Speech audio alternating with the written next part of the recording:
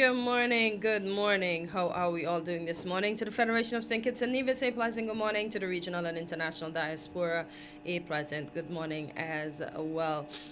Welcome to today's edition of Island Tea. November seems to be running.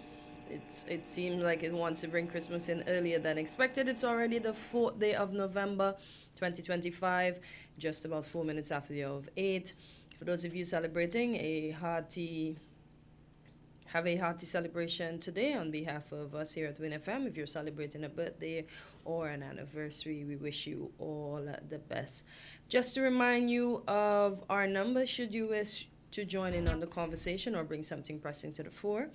Our local number is 466-0989. In the U.S., we have two numbers, 1-305-921-4619 or 1-718-285-6984 or 0333-440065. We're being simulcast on TVC Channel 40, YouTube, as well as Facebook. And on your FM dial, we are 98.9. Auntie Katie, good morning. I know in the U.S. it's just 7:05. As Cleo said, she missed the time yesterday because she was wondering. She's saying she's up early, but then she forgot that her 7:05 is our 8:05. So good morning to everyone in the States. I know you're going to catch up eventually if you're not already on. Skeeter and Gwinnett, good morning, good morning. Kathleen DeGuire, good morning. So today at 8:30 in the a.m., as usual, it's Weekly Dose with Dr. Natalie Osborne, and we will be speaking about men's health and aging. We know November is Men's Health Awareness Month, also known as Movember. So they mix the word mustache with November, so it's Movember. It is a time dedicated to raising awareness about men's health issues, including physical conditions like prostate and testicular cancer, as well as mental health challenges and suicide prevention. It's also a month to challenge stigma. It is the month to challenge the stigma that men should tough it out and encourage a culture where seeking help is viewed as a sign of strength. So, Quint, good morning. How are you doing this morning since this is your month, November? Well, I didn't know it was my month until you said so. Yeah. But, well, thanks, I'm okay. A whole month for you all. 'Cause I know sometimes the men feel left out because everything is geared towards the female Well, I gender. don't. You I don't? don't. No. Okay. Maybe it's the insecure men, but Oh, boy. I don't. You'll be got today, but I wish nobody gets you. But so, I say that because Uh-huh. sometimes I hear men complaining, oh, especially in these times, oh, Mhm. women got that and women got that and women got. I don't waste yeah. time with that. But I you can know what I'm understand where they're coming from because just like how we say, oh, boys or men shouldn't cry. It's like we're basically Well, I not being believe that. empathetic But I believe towards that. them. I believe that men shouldn't cry. It's not that I've not cried in my lifetime, Uh-huh. but it has been very, very few and far between. Ever since I've been a man, Mhm. I think if I can remember, maybe I've only cried twice. You know, because I don't know, and it's just how I feel. It's just, for instance, I don't believe in this hugging thing. You know, like. But my youngest son now, he's a hugger. You understand? How you mean you don't believe in the huggings? You don't Like believe I don't men believe should in hug men? no, I don't believe men should go around hugging men. I don't. Okay, Right? But let me say this. Uh-huh. But my youngest son now, he's a hugger. And when I realized, you know, he would come and say, "Pop, I want a hug," you know, I felt a bit uncomfortable, but then, you know, I just thing. And then recently now, just about maybe last month, sometime in the middle of last month, they were moving up some things. My youngest son was moving up some things into where I am, just for storage. And he was with my second son. And when they were about to leave, my youngest son says, "Pop, you know, I want a hug." And my second son, who has never been hugged, you understand? So he turns to my younger son, he said, "You know, Pop's ain't into them kind of hugging thing, you know." So I said to my second son, I said, "Well, look, I never used to be in this thing, you know, but he shown this thing on me, man, you know what I'm saying?" So, well, I'm not uncomfortable with it because it is my son, but it's not something my first two sons, no.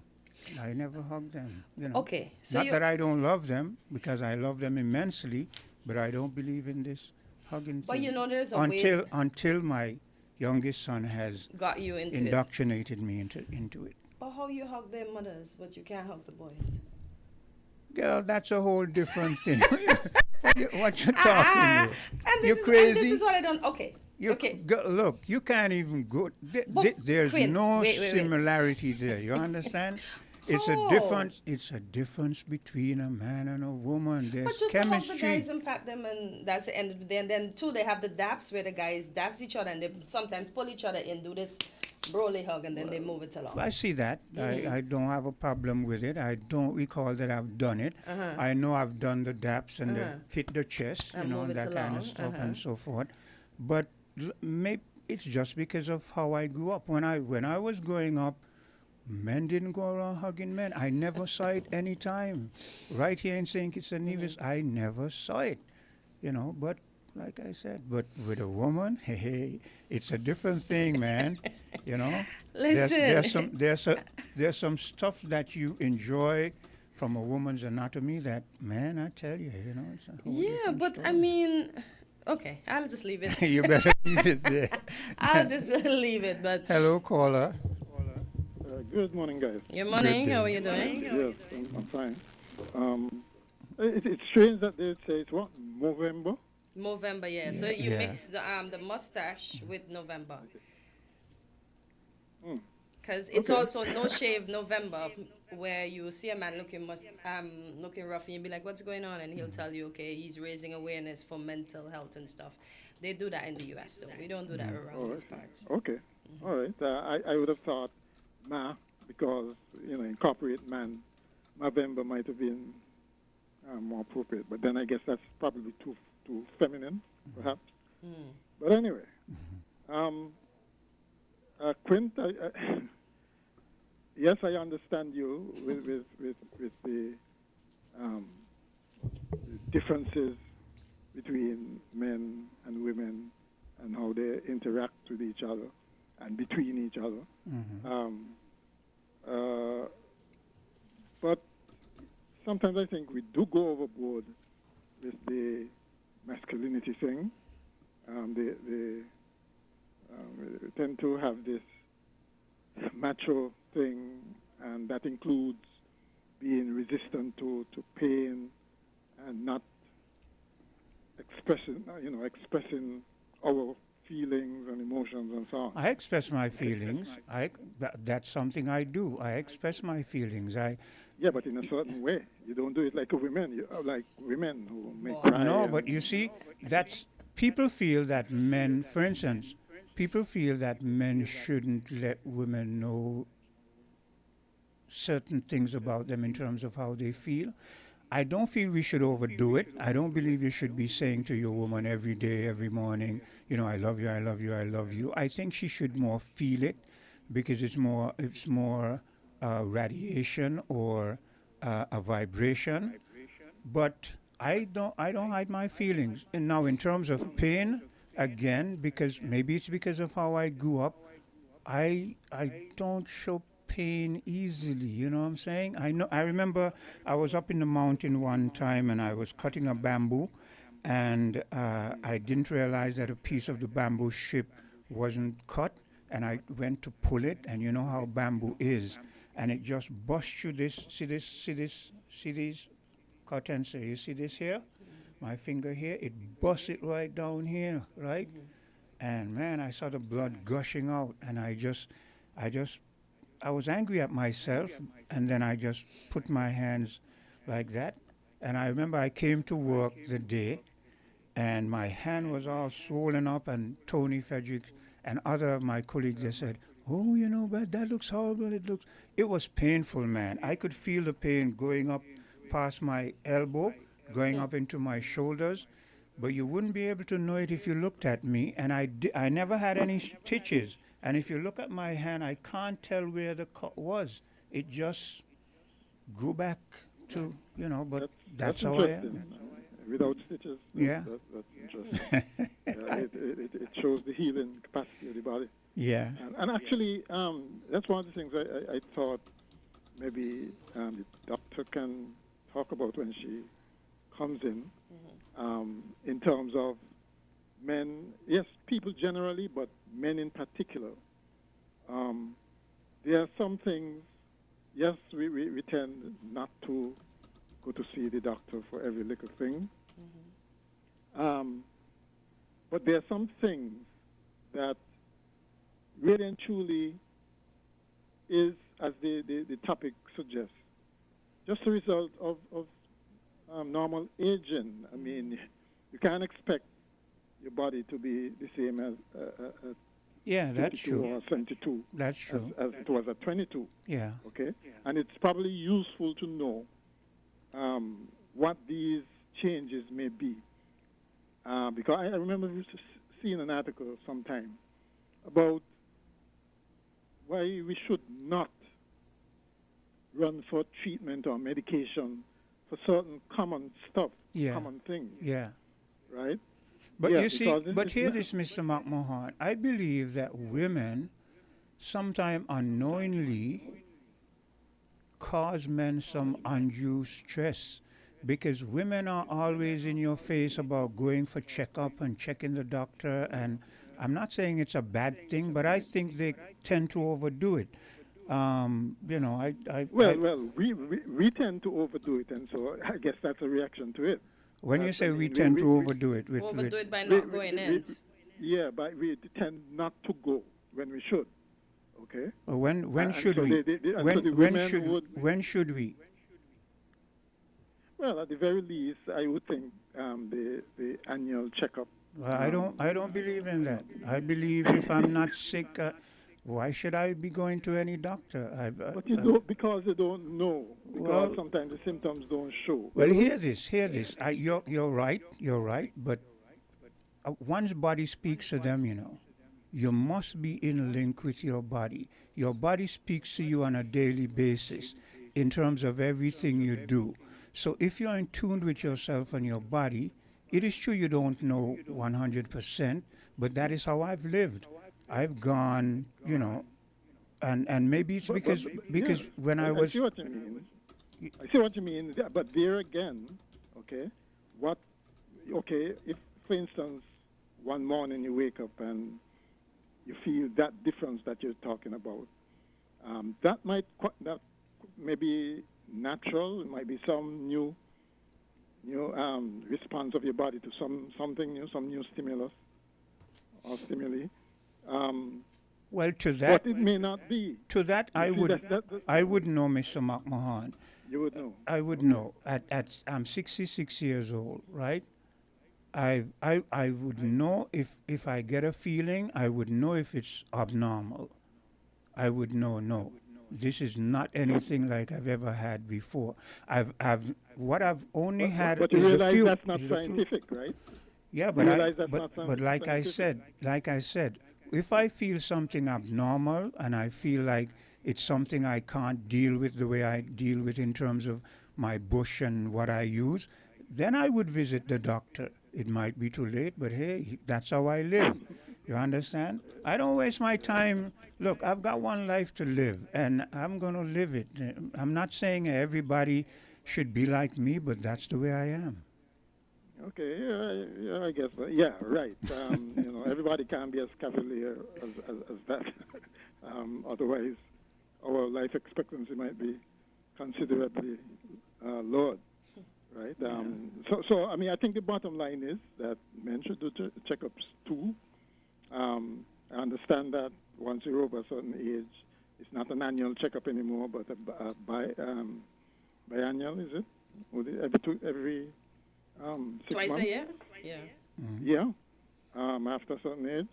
And I think that's good to inculcate in our men. Okay. Of course, there's the usual thing of, well, after you reach a certain age, man, you've lived your life, and it's like, it was George Burns, I think it was, in his 90s, he was still smoking. I'm going to tell you one of the reasons why I think psychologically I don't gravitate towards going to doctors. When I was a very, very young child and my mother left and went to the Virgin Islands, she left me with some family who weren't too keen on how they took care of me. You know what I'm saying? And my great aunt, who I said raised me, she came and she saw my condition, and she made noise and she took me from there. And I remember going home with her and holding on to, you know how those women used to dress in those long dresses, and I remember as a child holding on to her dress and going home with her. Now, I was a very sickly child then, and she would take me to the clinic very often, and I got injections, and I hated injections. And those times as a child, you cried a lot. I mean, from the time I saw the needle, I cried, right? But here's what I realized. I realized that during that time of me being sick, every time I went to the doctor, when he finished with me or any other patient, they would say, okay, take this and come back. Take this and come back. And in my mind, I asked myself, so isn't there a point where he will say, take this and he doesn't say come back? And I asked myself, why the comeback? Comeback. And I realized that the comeback was about him carrying on making money, right? And I felt that that was a doctors would object to that. Well, Doctors you would object to that. that is you, but that's my feeling. You No, I understand? said doctors. Doctors would object to that. Well, look, that's they can part of object. necessary. They can object all they want. Business is business. You understand? Business is business, and when you're in a business, I'm But not. raise that with Dr. Osborne. Maybe I will. and hear pushback. I think she would say, but then again, here's this. There are some doctors who would do something and they might feel like you're not inclined to tell you to come back. But there are some doctors who feel that they're inclined to do that because it's business and it's money. So it's a twofold thing. You understand what I'm saying? It depends. If you get your leg cut off, you know what I'm saying, and it mends back. Should a doctor be telling you come back all the time, or should he say, well, you go and you take your therapy, or should the doctor say, come back and let me always check what you're doing? And so there are different scenarios, right? But that is the kind of thing. It's good that we have confidence in our doctors. And, well, I don't. In their professionalism. I don't. I wouldn't really want to go there, insofar as saying it's business for us and then. The I didn't say with all doctors. You understand? Because recently, I think it was just the last time that the doc was here, that Natalie was here, that I said to her, I must commend you. You have a link with your patients. Because I see that, I feel that, I see that energy. You understand what I'm saying? But if I don't see it and feel it, yeah, it's a whole different thing. So I'm not saying. Yes, I understand what you say. I mean, just like anything else, there are exceptions. Yes, and so on. that is what I'm saying. But as a general rule, we need to have confidence in our health professionals. I would agree. Otherwise, so yes, you should ask.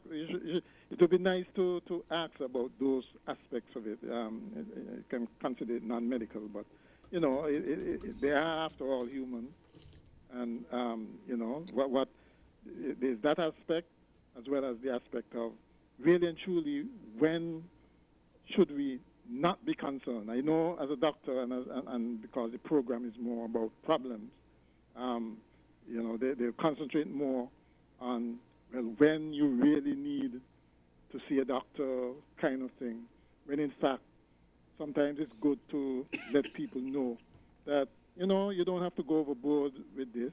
Sometimes something is just normal thing of aging or whatever.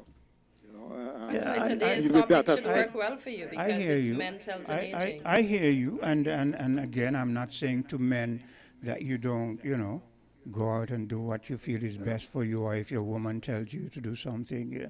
But me, if my woman keeps nagging me about going to the doctor, it's going to get on my nerve, and it might cause the end of a relationship. You know what I'm saying? It may get on your nerve, but it might save your life. Exactly. I'm telling you, for me, it would. Hi.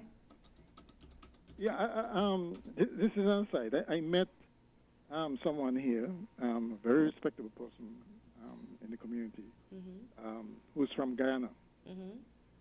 And she accosted me essentially and said that she listened to the program and she made a note, she and a friend made a note of making sure that whenever they saw me again, they would tell me that I'm wrong about the Guyana-Venezuela situation. Okay? Apparently, and well, honestly, I didn't know this, there are quite a number of Venezuelans living in Guyana too. Yeah, plenty. I didn't know this. I mean, like thousands anyway. Yeah. It could be, they say, up to 30,000 or something like that. Yeah, plenty more. of them. Yeah, and that they actually have an impact on the electoral politics in Guyana. Yeah, I know some folks were concerned about that too. Yeah, right? And so when I talk and say that, really and truly, Guyana should be more flexible with Venezuela, it's against that background that I didn't know about. Yes, we know about the ethnic politics, the Indo and Afro Guyanese thing. I don't know if the Amerindians have a significant say in those things, but generally they take sides, okay, along the ethnic lines. And so what she was trying to explain to me was that things are more complicated than I realized, and I understand that. I could appreciate that, but I stick to my point that there should be, as neighbors, there should be a way to come up with a solution to this border problem, this land problem. Okay. But I just thought I'd mention that in that I know how adamant you are about the situation, and I may seem to come over as not understanding the complexities of the situation down there. Like most places, things are not as they seem. It could be very complicated, but at the same time, you have to have hope that some solution can be found. Are you trying to be an apologist to Hortensia? Are you trying to get into her good favor? Not so much as an apology to Hortensia, but to acknowledge at least that whereas I might have strong feelings about the situation with Guyana and between Guyana and Venezuela, and feel that Guyana is being intransigent, it may not be as simple as that. I'll acknowledge that, okay? But I don't think an apology is necessary. I mean, I would just be mischievous. Is one necessary, Hortensia? I would just be mischievous, Yeah, it was just a matter of looking at the. But I must say to Hortensia, though, I understand that she's Guyanese, but I still kind of feel like she's too adamant and this not even one blade of grass business. No, we're not sharing. We are not sharing. We never went and asked for anything from them. We're already sharing our country with them, and we're being empathetic towards them as. When you say you're sharing your country with them, because a lot of them over there, the most recent incident they had. Yes, you're proven anyway, innocent the doc is until you're already guilty. here. Yeah, they mentioned that. Yeah, exactly. Yeah. Exactly. So we're not sharing anything. Mr. McMahon, we'll continue All right, afterwards, okay? Yeah, okay then. All right. Let's take a bit of a commercial break and we'll be right back. We're different. We're 98.9. 98.9. Win FM.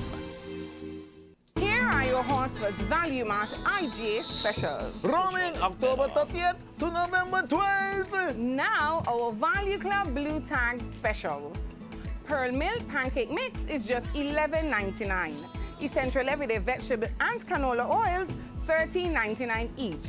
Pearl Mill Pancake Syrups, $13.99. Langus Cranberry Juices, $11.99. Essential Everyday Cream Cheese Bars, $7.99. Essential everyday fries, just $14.99. And now our very low weekly Value deals! IGA and essential everyday peanut butter, creamy and crunchy, $8.99. IGA essential everyday salad dressing, $9.99. Mueller's dry pasta, $5.99. Arm & Hammer toothpaste, $14.99. Arm & Hammer deodorant, $8.99. Extra liquid detergent, $12.99. Shop smart, shop value mart. Tell them in Spanish. sea listo y haga sus compras aquí en Value Mart.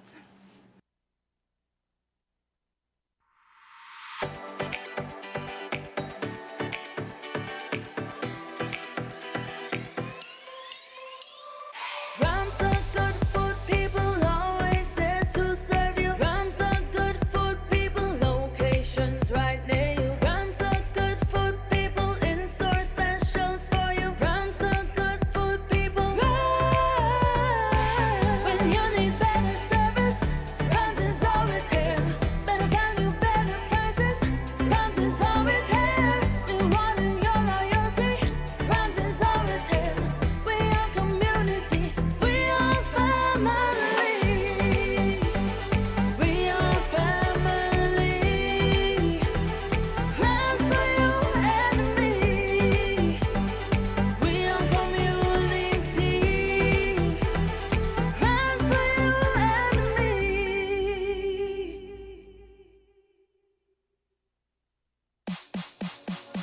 If you need protection, you need one who you can trust to secure your investment. You need one who'll do you just. TDC Insurance, you're the one that you can trust. TDC Insurance, you're always safe with us. TDC Insurance is your go-to insurance company for all your insurance needs. We take pride in offering you the best solutions and ensuring our customers are fully satisfied. TDC Insurance, we take good care of you, guaranteeing you peace of mind. You're always safe with us.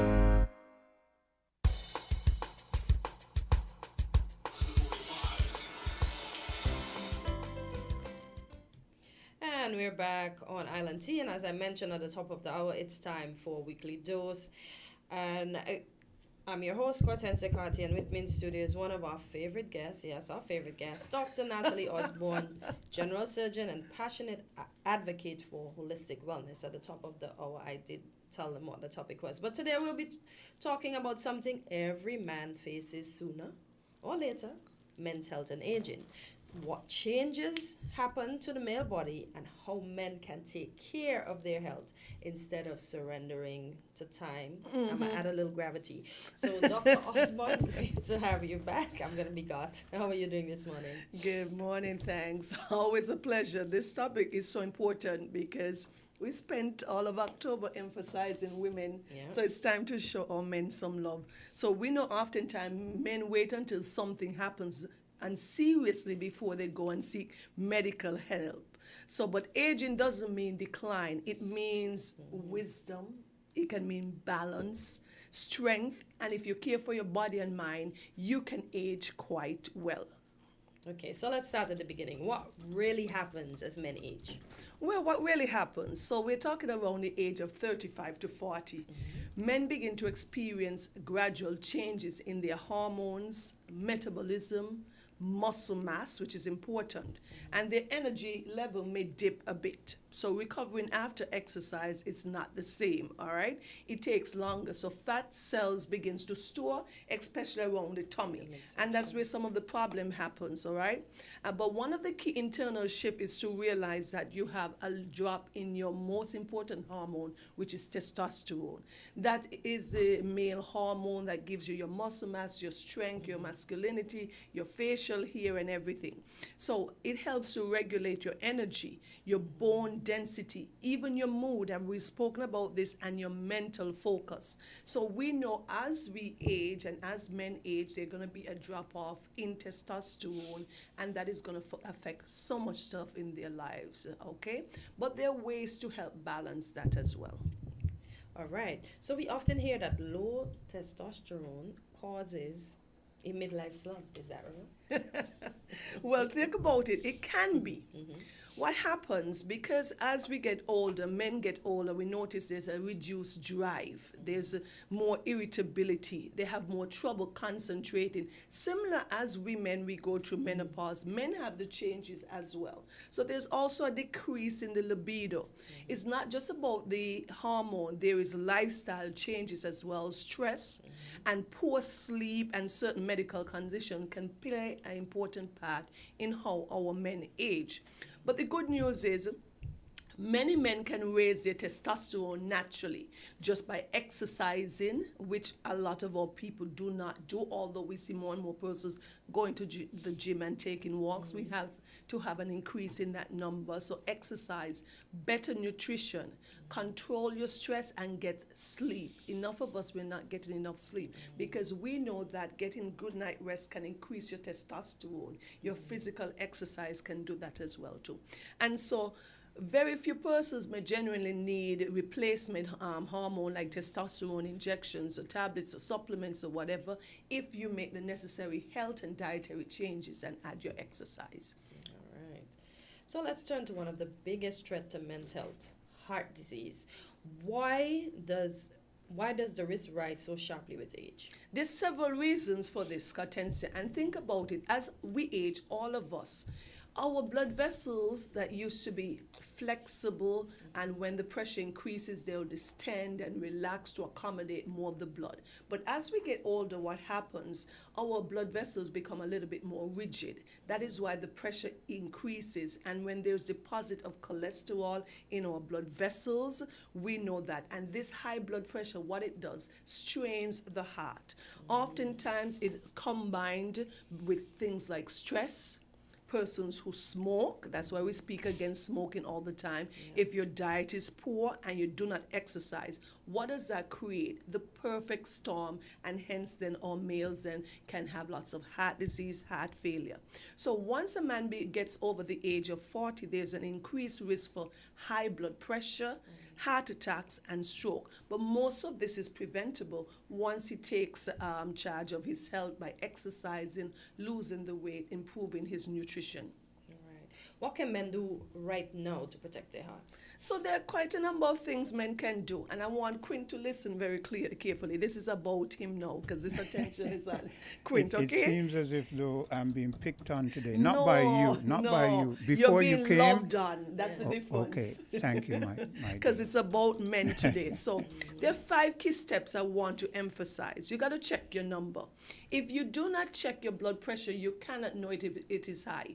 Persons are always thinking that they're going to have a symptom or some kind of feeling, headaches, dizziness. But if that happens, oftentimes your numbers are astronomical out of whack. But you could be carrying on high blood pressures and high numbers, but not know it. So the only way to know this is to check your numbers. The only way to know if your blood sugars are high at times, you need to get your blood sugars checked. You need to get your cholesterol checked. And this is why it's important. So you need your health screenings, of course, so you know these numbers. You want to eat for your heart. Reduce salt. We know all the processed foods that we eat and all the fried foods. So you want to choose things like fish, beans, fruits, and vegetables. And we want to exercise. We encourage everybody, Hortensia, Quint, you've got to get some exercise, at least 30 minutes a day of brisk walking, or you lift some weights. I bought some weights, as I told you some time ago, and I lift my weights this morning, trying to get my heart rate up and taking care of my muscle, especially after the age of 40. We also want to encourage our men to manage their stress levels. Because what happens, chronic stress increases the blood pressure, of course, and that will lead to damage to your heart and your blood vessels. So you want to do that. And avoid smoking at all costs. And limit your alcohol consumption. We often talk about those because those are factors that we can control and mitigate, okay? Okay, it sounds quite simple, but we know habits are hard things to change. We know that. Yeah. That is true. So what we want to do is start small. We talk about walking instead of driving to the shop. I remember I was living some years ago in Keon, and I don't even think, I don't know how to calculate, not even 100 feet from the shop, but I would drive to the shop instead of just walking up to the shop. And that is things that we do. Like if your job is in the center of town and you want to go over to 4th Street. Some people believe that they have to drive, move the car, things like that. So you take a walk over from the Sands Complex if you're going to do some business. Those are the things help. Cook your meals at home because you can have better control. You know what's in your food. You're choosing healthier ingredients. The idea of most fast food restaurants, quick food stuff, is to make the food tasty. A lot of times to make the food tasty, you add in all of these processed stuff and all of these lads and fats and stuff that are unhealthy. So you can choose what you put into your food, and you can take your health care checks much more seriously. So at least we recommend, if you do not have a chronic illness that has been diagnosed, you need to see your doctor at least once per year. That can increase for men if there's a specific issue that you're dealing with, maybe every 6 months. Once it's under control, then your doctor will tell you how often you need to come in. But we have persons, and our men are not going in at all for healthcare checkups. And I'll give you a fun fact. Our men only come in when the women force them. Almost 95% of the men I see in my office, a woman is sitting at the back of them. Yeah, that is so true. So, Quint, why are men going to their doctors? Well, we had that discussion this morning, and I don't know if I want to get back into it, even though I see Cortensis sneaking me some under the bell views. I'm going to speak for me. I've not been to the doctor since I was a child. But Quint walks a lot. Quint doesn't have a license, and he it's- walks briskly too. I can tell you that much. It's just me. I feel comfortable. But here's with me. what, because I want to give sound advice, so I don't want Quint to be the quintessential example of what we want, because here's what's happening. We're going to be fine until we're not. And that often happens. We can't wait until the problem happens to not see it. Let's take, for example, men and having a prostate issue, or men and having kidney failure. You're not going to know if you don't go and check it, because you can see the early changes if you go and check it out. If you wait until the problem becomes physically apparent, that's when you're into what we call a state of chronic kidney failure or chronic enlarged prostate, or you're going to urinary retention. And so then we're dealing with the complication of it instead of having addressed it early. So we always want to emphasize getting your checkup. It doesn't take forever. It's a once in a year. It's a 30-minute visit. You get your blood work done, so you see if there are any underlying changes. So this is what we want to emphasize. Okay, let's talk about what you just mentioned. That's the prostate. Something that causes a lot of anxiety for men, especially after 50, and for those that don't like what happens at the exam. Yes. The prostate naturally enlarges with age. So when we think about a male, we females, we have our changes as well. So men have their changes. So it begins to enlarge after the age of 40, and especially in black males, it is very common to have what we call benign prostatic hyperplasia. That's just a benign or non-cancerous enlargement of the prostate. Okay, and that can give you a lot of symptoms like having to rush to go to the bathroom, that's urinary frequency, having the urge and you feel like it's going to come down on you. Sometimes men often have dribbling, and sometimes their underwear gets wet and things like that, and they have to get up several times at night to go to the bathroom. That's a sign that the prostate is enlarging. It doesn't always mean that it's cancerous, but it means that you have to get it checked out, because that unchecked can lead to what? An obstruction, and then it has repercussion on the kidneys above. That can lead to kidney failure, kidney damage, and severe infections and stuff like that. So that's why we know that men need to get their prostate checked. Alrighty. So when should a man start the screening? We want to get screening at the age of 40. You go in and see your physician, get a baseline blood sample, simple blood drawn to see what your PSA is. We speak about the normal value being between 0 to 4.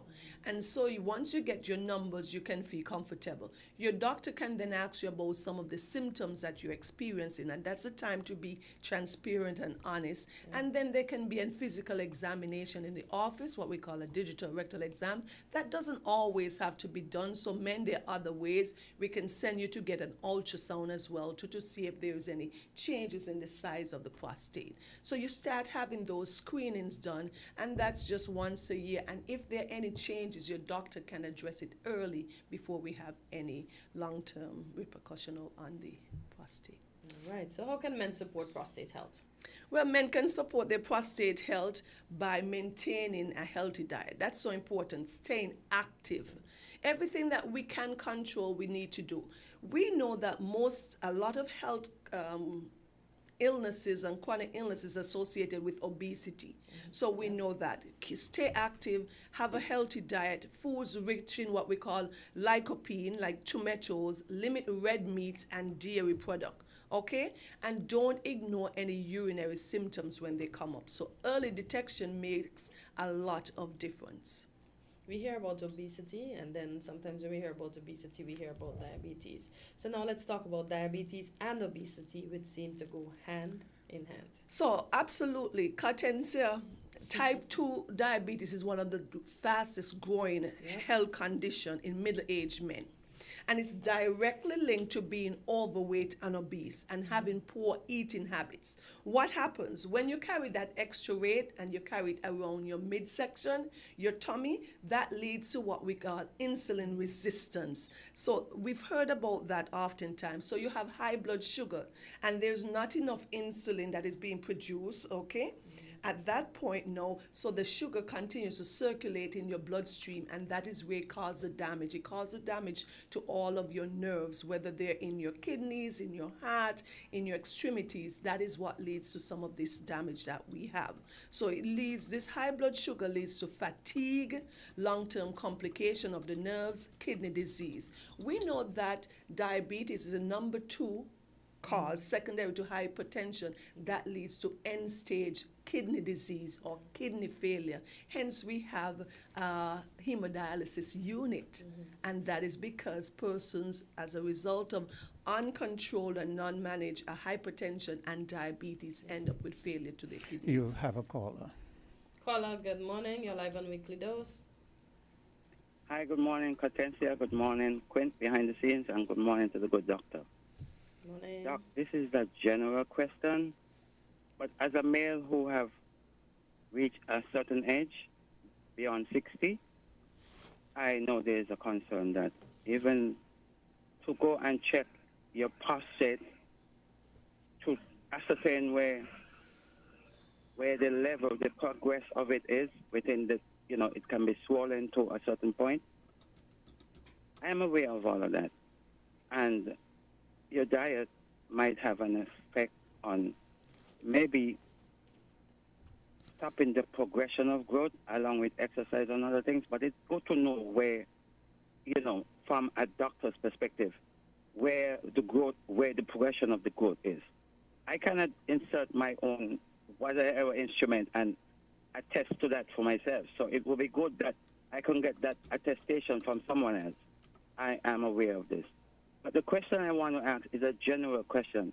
It doesn't really pertain to this prostate, but in wellness, within its holistic formation, when would you know as a doctor that, okay, a patient comes to you for a certain treatment?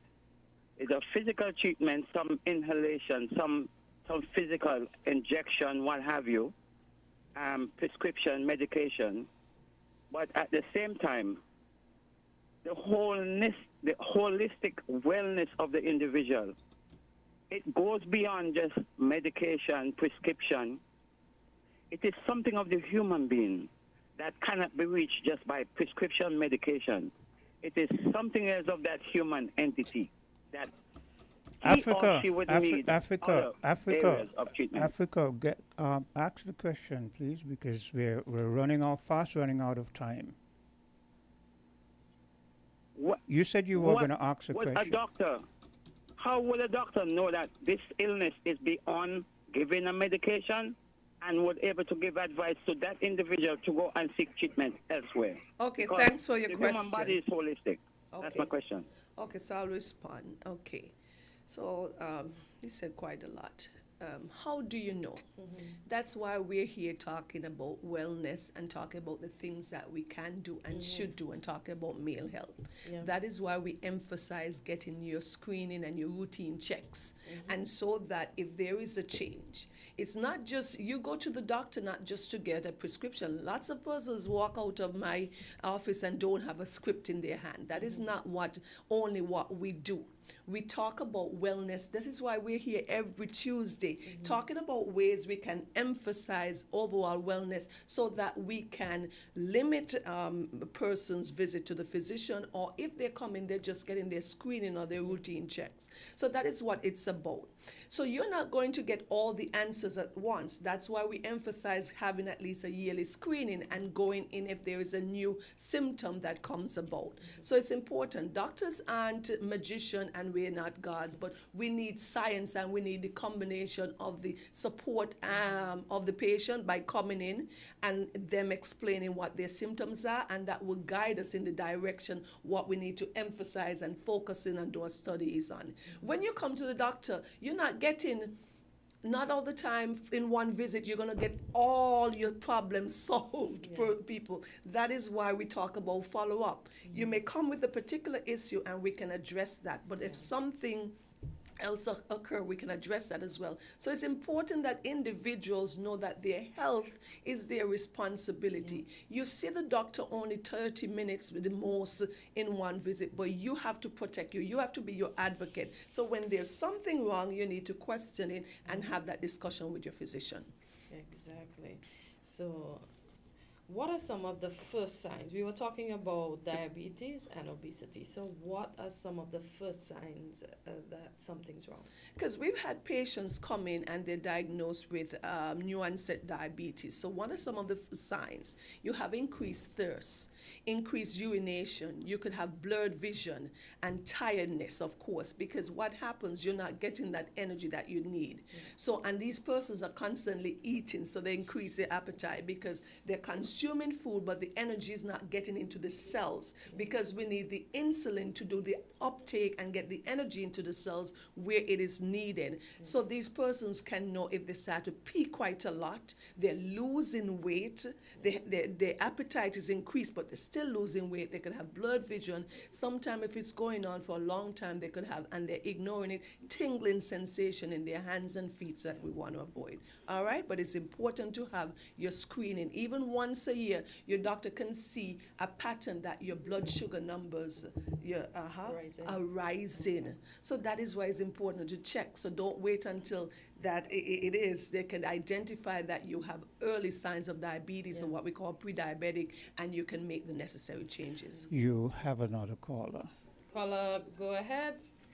You're live on Good Weekly morning. Dose. Yes, good morning to you all. A question for the doctor. Good morning. Sometimes there is a pain in, what should I say, the foot or a leg. It starts like from the knee sometimes and it goes down. Sometimes it goes right down until it is felt under the sole of the foot. It's like there is a raw sore under there. So when one walks, it's very, very painful. I would like to know if that is related to the issue that you are discussing right now, or is it related to something else? And if it is something else, I don't know if it can be addressed in another issue of discussion with you. What caused it, and how can it be dealt with to bring relief or cure? I'll listen. Okay, All right, thank, thank you. you. Well, I think the patient is talking about something very specific and maybe specific to her. So I don't want to talk out of context, but it could be something with the nerve that's going on. She says she has a shooting pain that goes down from the knee to the sole of the feet and that kind of burning sensation. That could be associated, it sounds like something with a nerve injury. We don't know exactly, just by her describing that, what is the cause. That is where visits come in with your physician and getting your lab work done, your physical examination, and honing in on what the problem is, because saying that you have that discomfort or pain shooting down from your knee can be several different things, but it sounds like it may be something of a leading towards a nerve injury. But I don't know the history of that person. Do they have diabetes? Do they have any And she kind of says other an issue? eventual sore at the bottom of the foot. Does she have a sore? Is she saying that she has a No, sore? she No, says I think she she's says just it acting- feels it like feels like there The is a sore? sore. She said it Yeah. feels Oh, so like. there's not a sore. So I don't want to speak Okay. on something Okay. so specific, but our topic, when we talk about the nerve injury, yes, sometimes you have that sensation of that numbness, that's glove and stocking, that is indicative that the person can have some nerve damage in diabetes. So I don't know the exact case that Okay. she speaks of. All right. So as we continue to speak about diabetes, how about it reversing it? Is that possible? So in early onset diabetes, and depend on what type, but especially the type 2 that we're speaking about, that occurs over time when persons become, as we said, increase their weight, and they're getting a bit kind of lackadaisical and slacking off of their health and wellness. You can lose that weight. We talk about that truncal or that midsection obesity. Most of us have it, and once we get above the age of 40, but it's very important that we exercise and we keep moving. So a dietary change. Most of us, we're eating poor diets, lots of carbohydrates. So all that breads and cakes and buns that we eat, we have to have a more balanced diet, eat more fruits and vegetables and proteins. We're not getting enough proteins, people, in our diet. Most of us are not having enough protein. Once you're above the age of 40, you need to increase your protein, and most of our diet is a carbohydrate-based diet, so we need to improve our proteins, and we have to get less refined carbs, smaller portion of our diet, but more vegetables, and drink much more water. That can help. But some persons, if the diabetes is of an advanced cause, diet alone may not be able to control it. Or sometimes persons don't have the willpower, the discipline to do exactly what they need to do, so they may need the support of medication. That is where medication comes in. You have another caller. Caller, go ahead. You're live on Weekly Dose. Yes, good morning. I know that doctors are trained in a particular way to intervene in a particular way. But I would imagine that some doctors are more aggressive than others in treating whether symptoms or lack of them. I say that in the context of, I remember doctors saying, well, your numbers are on the high side of normal, and so I'm going to be more aggressive. And I remember deciding that, well, those kind of medications are not what I'd like to have to take for the rest of my life. And so I'm going to go the exercise and diet route. And it seemed to have worked. The question is, maybe, and I'm being a quint advocate now, maybe your body works in a way that heals itself. And rather than have so many people walking around like, human pharmacists with all kinds of medications that can have all kinds of side effects, sometimes it may be good to procrastinate a bit. Like I said, I'm being devil's advocate now. But how do you know when to be aggressive and when not to be? I think that's the question. With so many things out there now claiming to be the panacea of all kinds of ills, how do you respond to that? Okay. All right. Thank you for that question. Okay, so I would have to respond in this way as best as I can. He spoke about being told he needed his numbers were off. I don't know which specific numbers, and having to go on medication, and he chose not to. There are instances if the person has that willpower and that level of discipline, okay, and how high the numbers are. We know at times that even just once you get over the age of 40, we talk about changes in your blood vessels at a cellular level. You're no longer 25. We know that there are shifts in our body and changes. We may need the support of medication. We encourage exercise and diet. And if persons can maintain that, we can say, yes, you are doing well. You've lost 20 pounds. And your blood sugar is now controlled. But if you're unable to do that, you need the additional support. And make no joke about it, if you don't take it now, you're going to end up with end-stage disease, whether it's going to be your heart being affected, your kidney being affected, and then on the other side of it, we're going to have to be dealing with the complications that oftentimes no one see. Because here's a fact. Persons can advise you, oh no, do this, take this bush, do this particular thing. But on the flip side, when the complications come, they're with us in the hospital, and we're the ones who have to fight to get them back. Putting them on hemodialysis, making sure that they don't have a stroke, or dealing with the post-stroke complications. And those are things we often speak about, so we do not get to that side. Medication has its place. It's not every doctor. I don't fight to put patients on medication every time. But if I said, okay, we're going to give you a trial of 3 months. If you can get down some of the weight, and if you can make some dietary changes, and your blood sugars or your blood pressures have settled off, we can hold off on the medication. But sometimes those dietary changes alone, as we get older, may not be enough, okay? All right. Dr. Osborne, we don't talk enough about men's mental health. How big is that in aging well? Yes, we don't talk about this at all. It's very difficult because men are taught to be tough.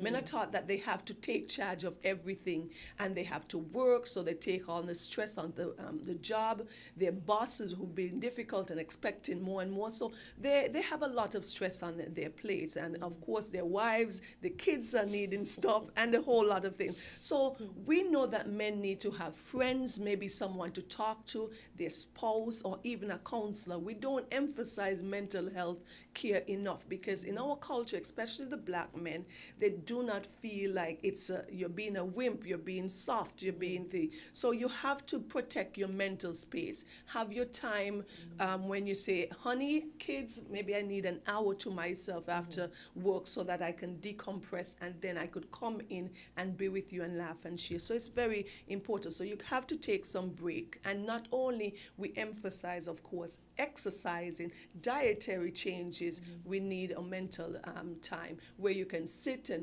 read, or just do something that's going to relax you and take you down from the stresses of the day.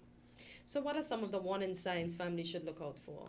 In terms of mental changes, of course, this person can be withdrawn. They can become irritable. They start lashing out. They don't want to get involved in their hobbies or what that they usually do. Because if he usually goes and play basketball, he's not interested in that. His appetite may change, okay? And he start talking about hopelessness. And men do commit a lot of suicide, quite a lot. I think more than women, actually. So we have to be careful that, because men are not encouraged to speak out. Women would have their girlfriends often, and they'll share their stressors. Men are to toughen up, and no, we can't talk about these soft things. We're here to play ball, etc. You need to have a male friend that you can pour your heart out to, so you do not internalize it.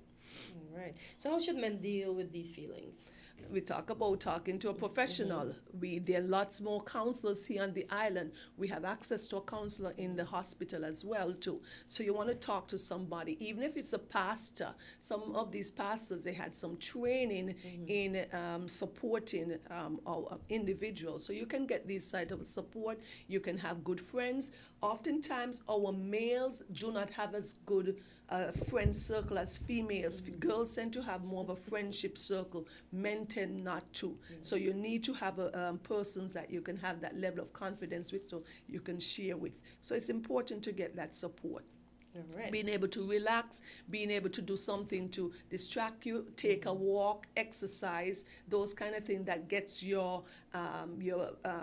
you sweating, get those endorphins going. Okay. Good stuff. Let's talk about sexual health. So we know this is a hot topic on most days. So sexual health is another area men hesitate to talk about. What's normal as men age? Okay, so as a man ages, we're talking about his level of erection are not going to be as frequent, and it's not going to be as firm. And those are part of the changes as with time. But erectile dysfunction is an important sign that can tell you that something is going on wrong with your cardiovascular system. So you need to pay attention, because you have lots of small vessels that are there to help with the erection of the penis. And if those are damaged, filled with plaque, if they're hardened and narrowed, it is indicative that something is going on. And it's not just about sex, it's a window into your overall cardiovascular health, okay? So we know that. Let's talk about the early warning signs for heart disease. So we talk about it, yes. So it's the same way. So men sometimes are so embarrassed to doing that. But it can be because you're not having that erection and you're just 45. So these are signs that something is definitely going wrong. It means that you have to start exercising more, change your diet, that alcohol consumption that we do partake in quite a lot. If you're a smoker, you need to quit. All of these things damage your blood vessels and lead to what we call these plaques that build up, and these plaques narrow your blood vessels, so there's not enough blood going to that special area when you need it to. I like how you call it the special area. What would you consider the formula for aging well? What's the formula for aging well? Catencia, it's about consistency. Eating whole natural foods. Staying physically active, okay? Getting regular checkups. Sleeping well. We glamorize sleeping 2 and 3 hours at night because I was busy, I was doing this, I'm very active, I was up doing research. But we need to get our sleep, because what lack of sleep does, it increases your bad hormones, like your cortisol hormones, decreases your testosterone, and that is not healthy in our males. So we need them to get much more sleep. You need to be connected with people that you love, and you must be curious and always find a way to try and learn something, a new hobby, a new sporting thing. You must get mentors as well. Most of our men do not have other men or different persons who hold them accountable. So we need mentors. So even if we have our younger men, they need to have somebody. Sometimes they look up to their pastors or elder in the church. But if you're not part of a church circle, oftentimes these men don't have anyone to hold them accountable, like a mentor. That's important as well too. So consistency, exercising, eating well, keeping your weight in check, all right? Getting your screenings done when it's necessary, and getting your routine checkups. Because we want to get our men above 75 and beyond, where they're healthy, they're active, and they can be independent still. But it starts now, making the changes. You have a caller. Caller, go ahead. This You're will live be on a Wiki final Dose. call. Yes, one other question. I remember television host, I think it was Bill Maher, who said that people were advising him to get testosterone shots because they can reverse a lot of the things, the symptoms and so on that you just spoke about. How advisable is something like that? Since it seems to be a matter of chemical imbalance or chemical changes as you get older. If you introduce these chemicals, isn't that a good thing? There are lots of benefits to having testosterone if your numbers are very low, because we spoke about it affecting you in every way. Your mental health, your libido, your physical strength. Persons are not the same. They become disconnected. okay, not involved. The muscle mass decreases. There are ways that, and there are indications for it. But we also spoke about making the necessary changes that can boost and increase your testosterone. So you can get your testosterone levels checked at least once a year as well to see where your numbers are. And then you can make the changes in terms of diet, in terms of exercise. That's why we encourage men and everybody to lift weights, especially after 40, because every year after that, I think we lose about 2 to 3% of muscle mass per year. So we're losing muscle mass every year. That's why lifting weights and cardio exercise is going to be very important. So that increases your testosterone, your natural testosterone. Sleeping does do that as well too, and eating a nutritious diet. But if it comes a time where the benefit of having testosterone does help a man because his testosterone is very low and he's in his 50s, for example, he can benefit from that. And especially somebody who's quite comfortable using the testosterone and is experienced in doing that, they can follow you and it can help you. So we don't rule out, because we know that the support of medications is important, because as our body change, if we were in a perfect world and our bodies were perfect, we'll need no medication, but we are not. So we need the additional support where necessary.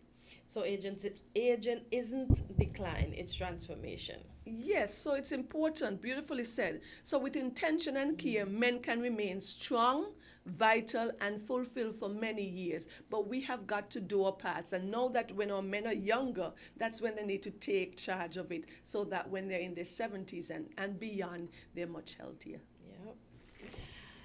Dr. Osborne, thank you for another powerful and practical discussions. Any last words for the male listeners that I want to know? Yes, I want to always encourage persons that when they're listening, it's for me to inform and to educate.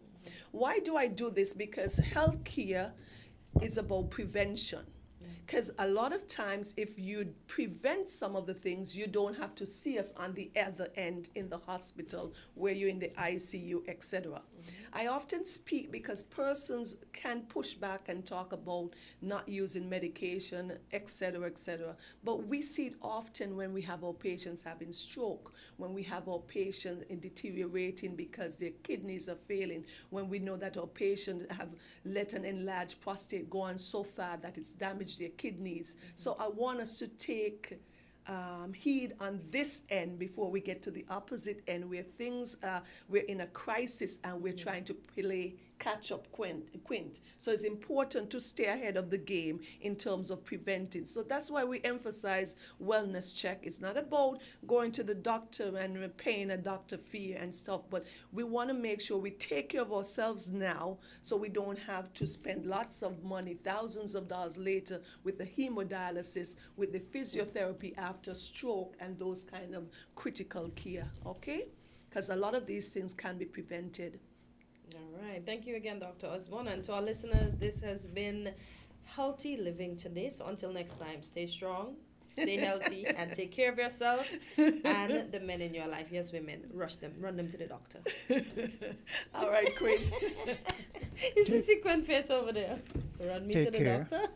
Have a good one, everybody, and be kind to each other. Found the sound 98.9 FM.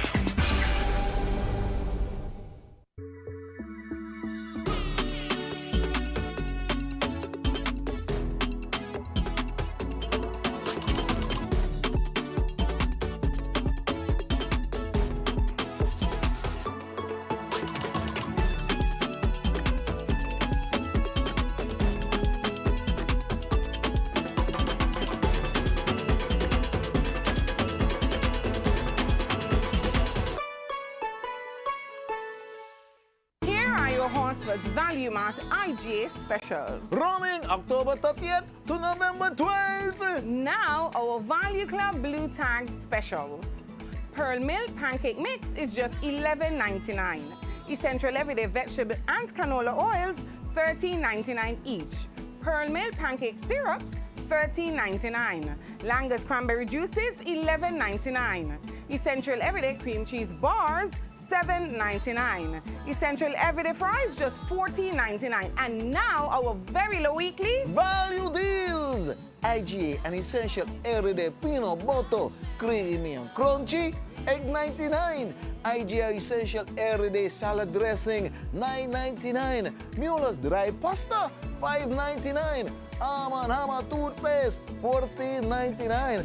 Arm & Hammer deodorant, $8.99. Extra liquid detergent, $12.99. Shop smart, shop value mart. Tell them in Spanish. sea listo y haga sus compras aquí en Value Mart. Campari, red passion. Embrace the mix. Campari red passion, full action, this is red passion. Embrace the mix, add Campari, make it turn and twist. Add your chaser in your drink, Campari red passion, make the nicest mix. Campari!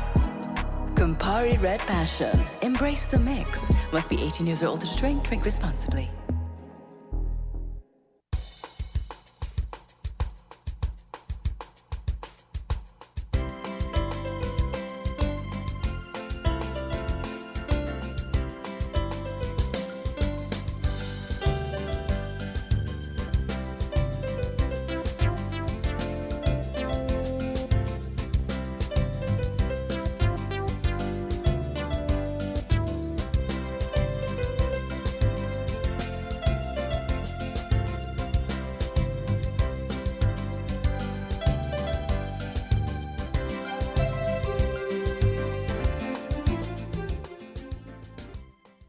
And we are back on Island T, and as I mentioned before, that was quite an informative segment.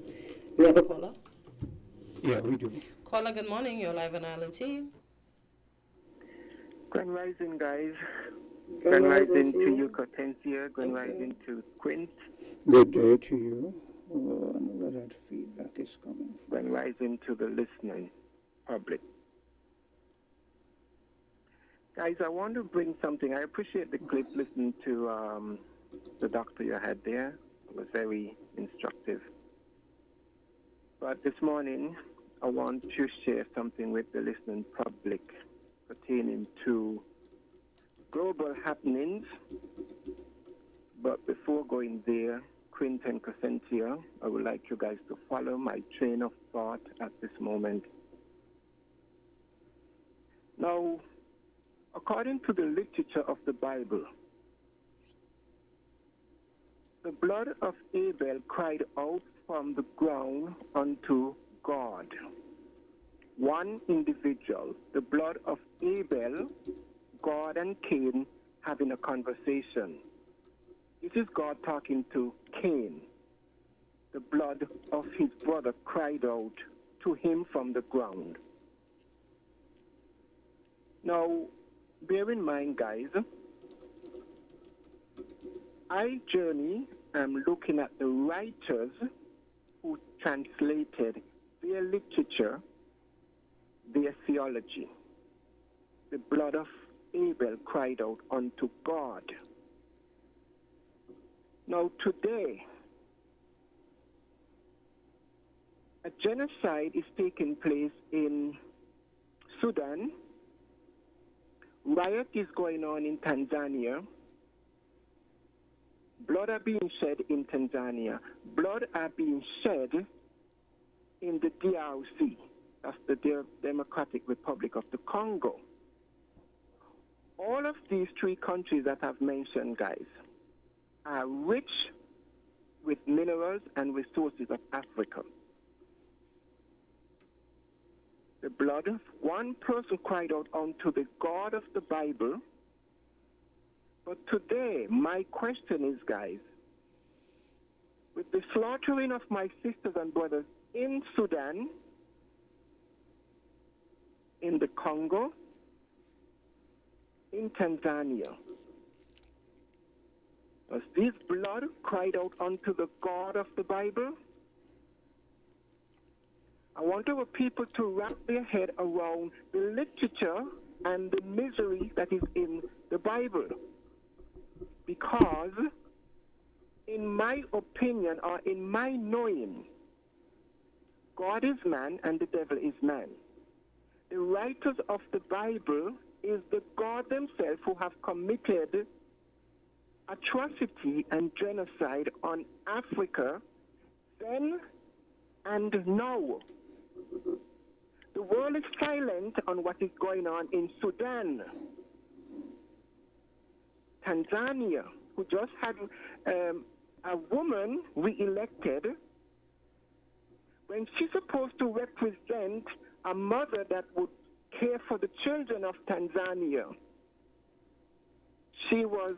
The election was unopposed because the opposition was imprisoned and many of them vanished.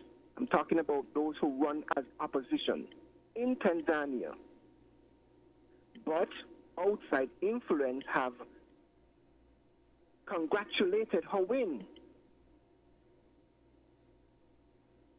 Guys, I want us to pay attention to these events, because they are very deep and very significant. Now, it is alleged that the UAE is supplying weapons, high-tech weapons, to this group of people that claim they are Africans. I'm referring to these Arabs-looking people with straight hair who take pleasure in slaughtering African black families, mothers and children.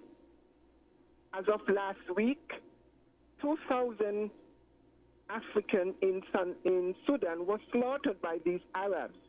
And it is alleged, I'm using the word alleged, that the United Emirates is supplying weapons to these Arab people who take pleasure in slaughtering Africans that look like me and you, Quentin Cortensia. And the world is silent on this. I want us to recognize our unity is what we need. Because what is going on in Sudan, Tanzania, and the Congo, it's about our future. If we cut ourselves off from our inheritance, the outside world, that's what they want. When we become silent and let our voice not be heard, they have achieved their agenda. Now, look at us today. We want to go to Dubai. We want to go to the UAE. Now, what is that saying to me? It goes back to when the literature of the book says Jesus was tempted for 40 days and 40 nights in the wilderness, and the enemy, Satan, took him on a high pinnacle and showed him all that glitters. We want to go to the UAE.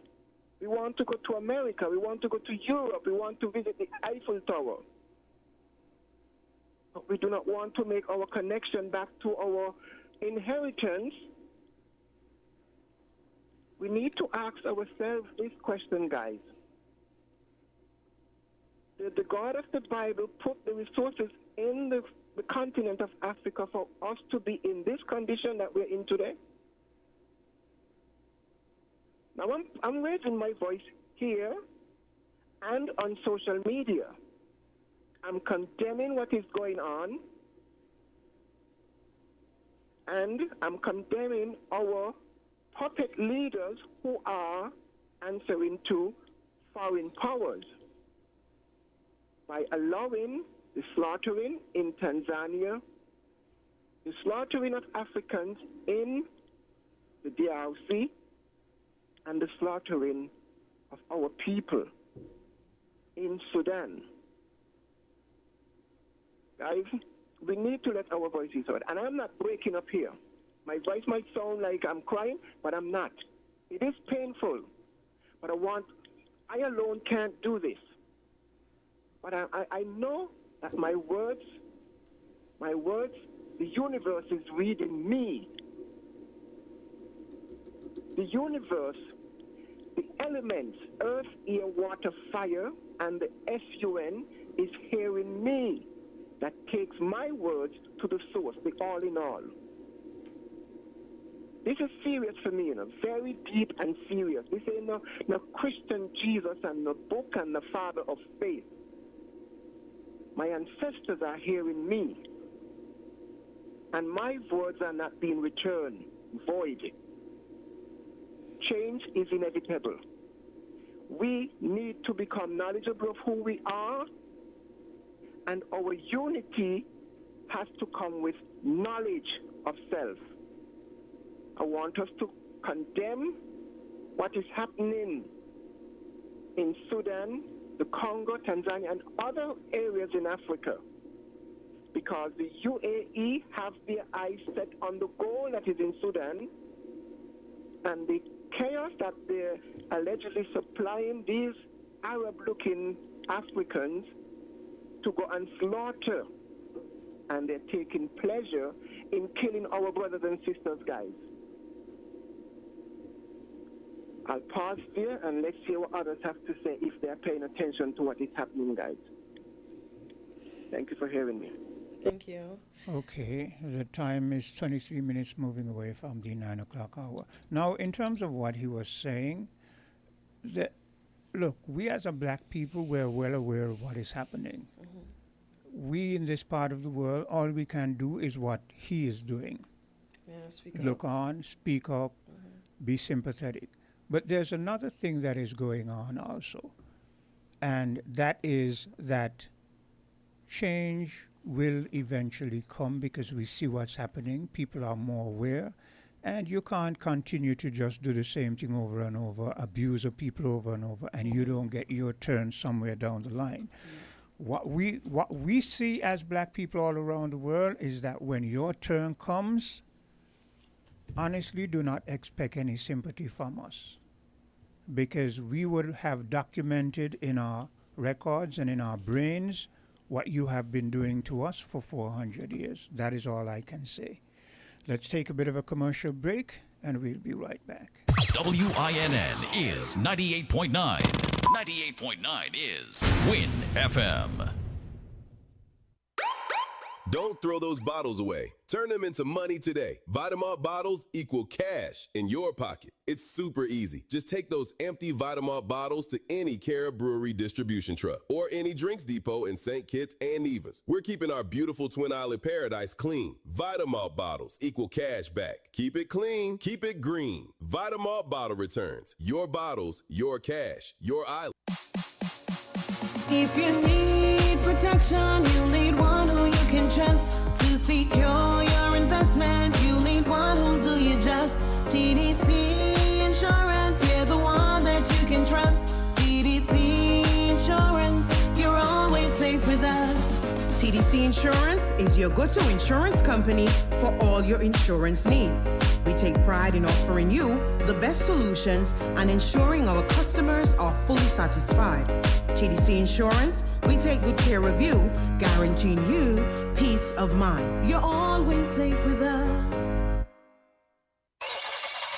The right time, right ride, right now at Horsefoots Automotive. Buy now or reserve for VAT discount days, Friday, December 12th and Saturday, December 20th, and get our lowest rates ever. Plus, enjoy up to $17,000 on select models. No VAT and no down payment. Drive away with finance with Horsefoots and get free bill of sale, free servicing for 12 months, free registration, free tinting, and even free groceries or gas for 3 months.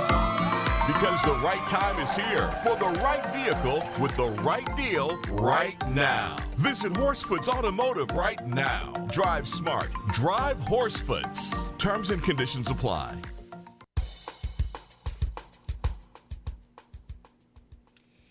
And we're back on Island T, just about 27 minutes after the hour of 9. And as Journey spoke on the Tanzanian issue, as a lot of people are saying, and I am not going to water down the fact, they said she's a woman, she should be kinder, she should be more caring, but the way she's operating, I don't want to say the wrong thing, is just I'm not going to say ridiculous, because the fact that you're going to have to lock up your opponents so they're not part of the election, do these opponents actually make it out alive? We see other countries where the male opponent kill the other opponents, but I want to know on a woman on a woman's side, do you let these people go after you would have won the elections? Because it's not you didn't even win it. You basically gave it to yourself. The people have no other person Yeah, to vote well, you for. see, the reason why Journey is concerned and the reason why we should be concerned is that this is going on, and you notice the rest of the world is quiet about it. They're not much about it from the established, superpowers, because this is what they want. When this happens, they keep who they want at the head, and they get what they want, right? If you have somebody who comes in who says, you know what, I'm going to fight for the people, I'm going to make sure that I control my resources, I'm going to cut off Europe and America, then we hear all this propaganda about how they're killing their people, and you understand? But when it's benefiting them, they're quite silent. You can kill whoever you want, and there's no problem with it. But it's still it comes down to us. We as a people have got to realize Africa and African leaders across the 54 countries, nations, must understand that it is them who will make that, turn. And gradually, more and more of them must come to that point where they take over their resources and disassociate themselves from those who have been exploiting them for so long. We have got to look. For 400 years, we've been oppressed. You think anybody's going to save us? We're going to have to save ourselves. But the fact that we are doing it to each other, because That is according what to the I'm BBC, saying. they said around 700 people have been killed in clashes with security forces. And I didn't realize this was this president's first presidential election, because she took over from her predecessor. So the power has gotten to her head already. Can I assume that? Yeah, well, there are some who say women should be in power. I don't have a problem with women being in power, but my philosophy is we're all human beings, okay? And just like our man can be vicious, a woman can be just as vicious. And especially women can be even more vicious, because women are passionate about, So if a woman why you think they say there's nothing as bad as a woman scorn? Hello, caller? Could you turn down if you have a radio? This reminds me of what Greg said about atonement and country. Well, no, he was saying that there should be apologies offered for past wrongs. Yes. Okay? You can't go back into history forever. Right? It's just not practical. Yeah. Okay? Yeah. And so there has to be some other formula to find conflict resolution. And I think one of the ways is to start with, first acknowledging that wrongs were committed, and then doing whatever compromising is necessary to right those as far as possible. Hold a second, Mr. McMahon. Yeah. Hello, caller? Yeah, Quinn, I will listen so long. Okay, go ahead, Mr. McMahon. Yeah. And what's instructive about both Tanzania and Sudan is that, to be quite honest, we are not paying attention to it. Okay? And that's because it's not the lead story on the world press, so to speak. Yeah. Okay? In other words, we don't set the narrative. In those kinds of situations, I would expect something like the African Union to get more heavily involved. Okay? And that's what I said about, and it's the same approach with Guyana and Venezuela. Those are the actors involved, the neighbors, the region, and they are the ones who are most unfair with what's going on down there. And should that is why go ahead, finish your point. And should make the necessary agreements and so on, discussions and so on, negotiations with the region in mind. Yeah. Okay. That is why. You look at the fact that Donald Trump. I mean, how could Donald Trump just get up one morning after seeing Fox News saying that Christians are being persecuted in Nigeria, and said that you may have to go in there with guns blazing? Yeah. Yeah. I mean, that's crazy. But nothing. But Right? these people who are killed there. But Mr. McMahon, the thing is, as you just stated, if African leaders across, that area would be more conscious of not only themselves but of their neighbors and of their history also, and find ways, as you just said, because it is their region, and they're going to have to be the ones who makes the changes. They're going to have to find ways to influence each other and make the changes. Nobody's going to come and save us, because they know that if they come and save us, it is only a matter of time, and we'll become conscious of what we have and what they need. So we need to be aware of what we have and what they need, save ourselves, unite and save ourselves, and then say to them, well, okay, so you want what I have? Give me a fair price. But that isn't going to happen if we just keep. I mean, I'm a black person, black conscious, black pride and everything, but it appalls me when I see what we do to ourselves. Exactly, yes. Yeah. And not only what we do to ourselves, but how we respond to aggression or threats of aggression from elsewhere. Because I would have thought that there would have been a very vociferous response from Nigeria telling Donald Trump to stay out of Nigeria's internal affairs. Nigeria is a big country. Is what it has the largest economy in among the African countries. Yes, right. it has. Yeah. Okay, with millions and millions of people. Okay, and so it's not no easy walkover. They can't be just pushed over like that. Okay, and I would have thought that the reaction would have been much more vociferous. Yeah. Much more outspoken, as opposed to the very tentative. Well, it's a complex issue, and it's not going to be coming in with yes, we want help, but not the kind of help that the military help that we're talking about to fight who you designate as terrorists. A very lukewarm response, rather than something definitely more strident, more robust. Okay, hold us. And I think part of that is because the African Union itself, they have not gotten up and said, listen, no, don't bring that over here. That is what I'm saying. That is why I agree with you. It is for the African people, whatever name they carry, whether it's the African Union or whatever, to find ways of creating negotiations and solutions. But I want you to either let Greg come in if you. Greg, Greg, go ahead. Quint, if I speak, it can be on other issues, really. So maybe Mr. Okay, that's all right. Okay. I will be speaking on something totally different. You're going to hang up, Mr. Yeah, okay, McMahon? Okay. Yes, I am. Yeah. Go ahead, Greg. Okay, yes, quickly. Yesterday I said something, and I think it was voices that I want to correct.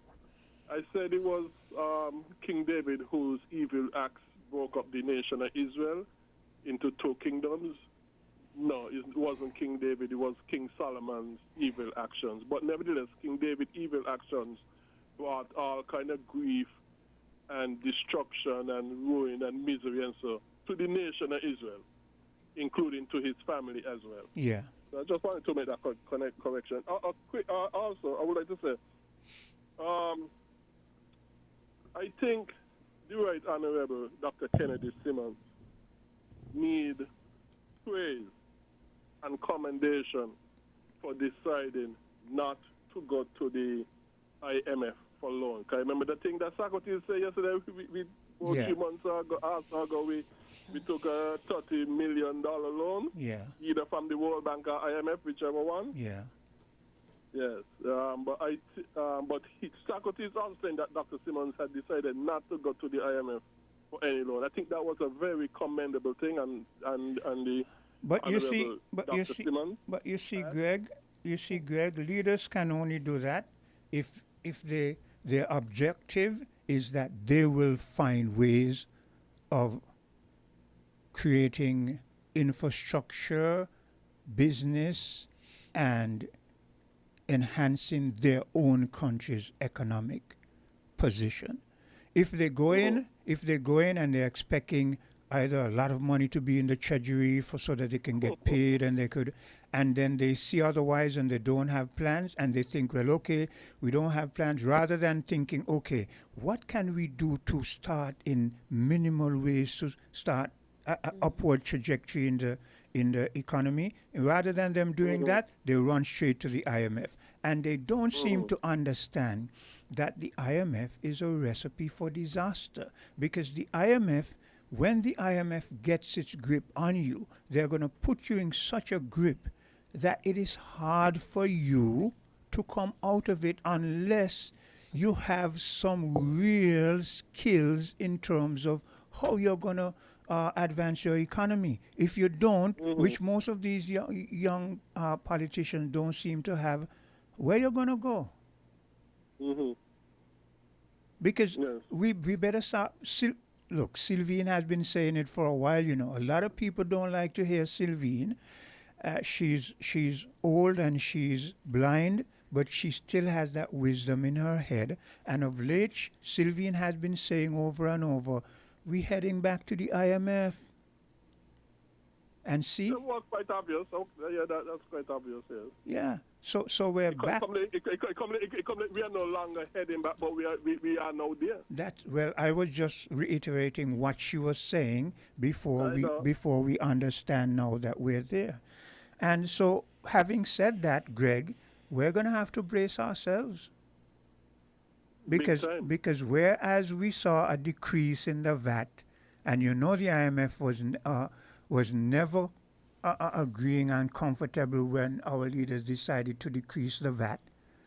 So you know it's either going to go back up, they're going to have other austerity measures. As Socrates saying, they're saying you have to send home X amount of people now, right? I mean... And hold on, not to cut you out, but don't be surprised.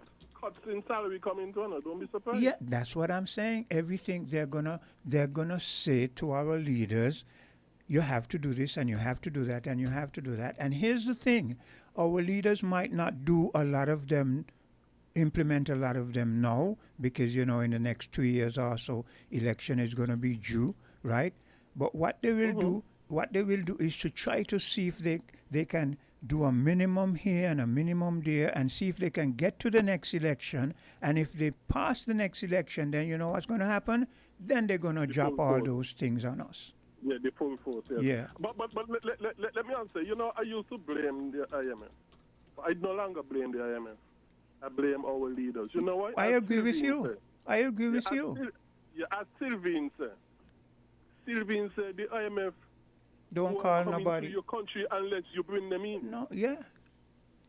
It's like this. It's like this, Greg. Hortensia is over there, right? She's a loan shark. She says, the bank says you can't get loan because your credit or your history is bad and blah, blah, blah. I kind of hate when we use Hortensia in a negative light. Well, Hortensia doesn't mind, because sometimes I use myself in that negative vein also. So That's okay, Greg. So Hortensia is a loan shark. And her thing is, okay, you can't get no loan from any institution. I'll give you the loan, but you're going to have to pay me 75%. I mean, whatever you want, you're going to. And so you go, rather than thinking, okay, 75%? Yeah, but I mean, what can I do with a loan and then acquire enough money to pay back that 75% interest? And rather than you say, you know what, I'm not going to go to Hortensia. I'm gonna eat, as the old people say, I'm gonna eat little and live long. You understand? So I'm gonna cut back on what I used to do. I'm gonna cut back on the meals I used to think.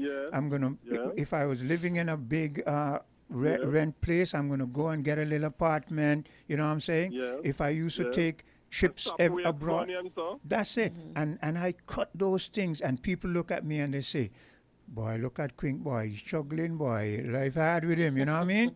But I tough it, but I tough it through. I tough it through, and next thing 5 years down the line, I'm back up again, and I'm 10 times bigger than I was before. Bigger. But hear this, Yes, when I yes. go to the loan shark, I take the loan, I'm not being realistic. I put the money, invest it in something, but because I have this big interest to pay, I still want to maintain my lavish lifestyle. So I have all of Yeah. those things. So whereas my bills are And you ain't increasing, cutting waste either. yeah, my bills are increasing. The loan shark comes and he says, "Look, she sent two fellas to my door and they knock and they say, boy, Hortensia says she want that money. You're falling behind." I say, "Man, I can't pay." Next thing you know, you see me limping with a broken leg. You understand?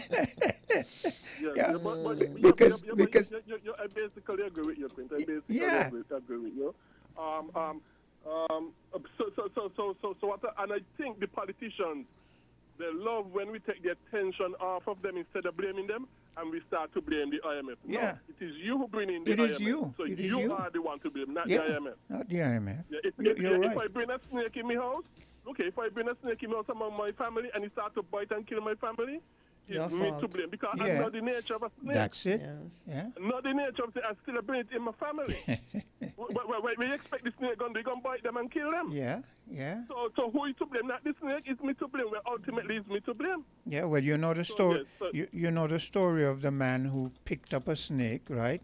Yeah, Because yeah. the snake was dying, and he took home Yeah. the snake and he nurtured it, back and to health. and when the snake was big and healthy, one day Yeah. he picked up the snake and held it against his chest, and the snake bit him. Yes. And Yeah. as he was dying, he said to the snake, "After all I did to you, after all I did for you, you're doing this to me?" And the snake looks at him and says, "I'm only following my nature." Exactly. Yeah, so I start really putting the blame on the IMF and World Bank, and I put the blame on our politicians because you ought to know the nature of a snake. A snake will always snake. Yeah. But quickly, let me make some other quick points as well. Some quick points as quickly as possible. And I also commend Team Unity as well for paying off the IMF loan. I commend Team Unity for that as well. Them and Dr. Simmons for how they dealt with the IMF. Quickly, make some other quick thing. The murdering of the Sudanese by the United Arab Emirates, UAE, is a very terrible, horrible, evil, wicked thing. And this any point I remember I brought it up in the past about 2 or so times in the past. Yeah, you've brought it up on numerous occasions. Yes, and I'd like to continue, and I'm glad Johnny bring it up, and I'm glad yesterday another the Rastaman brought it up yesterday as well. Yeah. And I would like to continue to condemn it, and we I hope a lot more of it. So is Greg, reported in the media. Greg, while we're saying that we are looking at the Europeans and the Caucasians for what they have done to us and that kind of stuff, as I said before to Africa, we are also going to be mindful of what the Arabs have done for us, because even up to this day, they seem to take real pleasure in kidnapping us as black people and having us working as slaves for them and so forth. They just look down on us as inferior. As a matter of fact, what we need to realize, the Arabs started enslaving blacks centuries before the Europeans did. Yeah, yes, we're aware of that. Yeah, that is why I brought it I up. think a lot of people are aware of that. That maybe is maybe me and you might be aware of that. But that is why I brought it up. That is why I said, whereas we are looking at the Europeans and Americas and so forth and what they did to us, we have to be mindful of them also. Yeah? Yes, and also think our government should also lodge complaint against the Nigerian government about the killing of and oppression and suppression and persecution of Christians in the north and central Nigeria as well. I think our prime minister should be lodging complaints about that as well. Yeah. Now, quickly, 2 more quick points, Quint. It is wrong what America is doing to Maduro and Venezuela in trying to overthrow them for the oil. But fear must be fair and honesty must be honest. Maduro also should reflect on this and say, just like how America is wrong in what they want to do to me, I am also wrong in what I want to do to Guyana in taking over the oil. Right is right and wrong is wrong. Well, I kind of disagree with you on that because, again, it goes back to history. Even though I hear what you're saying, and I lean more towards Mr. McMahon in this, even though Hortensia vehemently disagrees, I say because history, this is a fact. History shows that all of that Essequibo region, this is history we're speaking about, belongs to Venezuela. But the British came, carved it up, gave that slot because that was their divide and conquer. They envisioned that this would happen, that it would reach down the line and there's going to be this fighting, and that is how they are going to continue to maintain power because it's going to be divide and conquer. Here's why I lean towards Mr. McMahon. Since you know, let's be factual. Since maybe it's because I'm a factual person and maybe I'm a 1 in a 50 million, but if I were a leader of Guyana, I would try to negotiate with Mr. Maduro or anyone in Venezuela. I hear you, Hortensia, and I don't disagree with you because that is your opinion and you have a right to it. But I would try to negotiate to Mr. Maduro and say, look, here's the problem. I didn't go and claim this for myself. See, they wanted us to be divided, and they knew that this would happen down the line. But this is now a part of a territory that I was not aware that historically it was yours. But now that I'm aware, let's come to a compromise, right? And the compromise is that either you take back a certain amount and I keep a certain amount, which means that you don't get back all of the land that you had, but you get back some and I get back some, so I can still reap some benefits from it. Or it is that I keep my claim for it as it has been marginalized and the boundary has been set, but whatever spoils comes out of there, we're going to share the percentage. That's what intelligent people should do. Quint, I strongly disagree with you. Well, but yeah, I don't have the time to you I don't have the time to go in it. You can But disagree. What Maduro is doing to Guyana is as wrong as What is he America doing wants to what is he doing to Guyana? Wanting to take most of it. Over, about two-thirds of Guyana. But you ain't hear what I just said. Historically, it is theirs. It was theirs. It was part of Venezuela. Going to the history books, it is there. It is a fact. So you're telling me that I'm wrong to want what is mine? He can't control what over there already. What else he want control? So this is why. His people running away?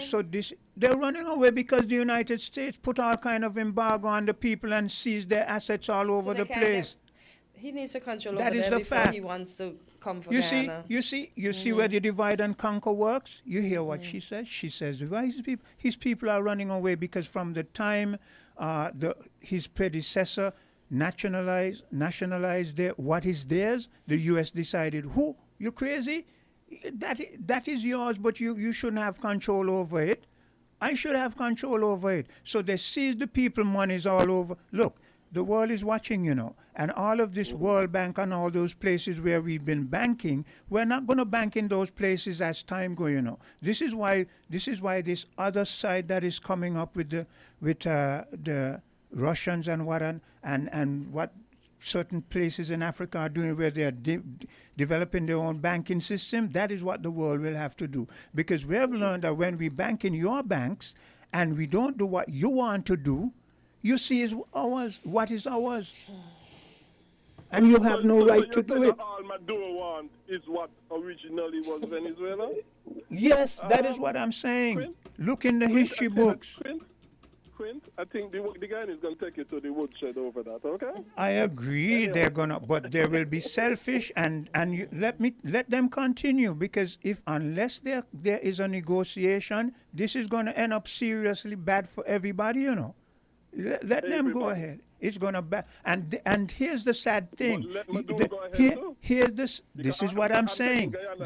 That is what I'm saying. I am saying both of them need to compromise. I didn't say he should get back his thing. Did I say that? So why didn't because he was not the only person. He's carrying on what somebody else was fighting for. Why is it they didn't ask to be diplomatic and come to the table and have a discussion and put forward their points and So say, that the is- Guyanese people reject that.